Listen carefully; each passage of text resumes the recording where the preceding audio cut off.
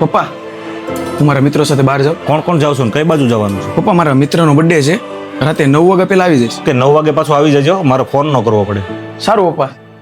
પપ્પા હું મારી સહેલી સાથે પિક્ચર જોવા જાઉં. ના બેટા, તારે નથી જવાનું. પપ્પા ભાઈને કેમ બધી છૂટ ને મને જ કેમ બંધન? એવું નથી બેટા કે હું ભાઈને બધી છૂટછાટ આપું છું, પણ એ ક્યાં જાય છે, કોની સાથે જાય છે, એ બધી વાત ઉપર મારી બાજ નજર હોય છે. આમ તો હું તને પણ ખોટી રીતે રોકટોક નથી કરતો બેટા, પણ તને જે બંધન લાગે છે ને એનું કારણ હું તને સમજાવું. બેસ મારી પાસે અહીંયા.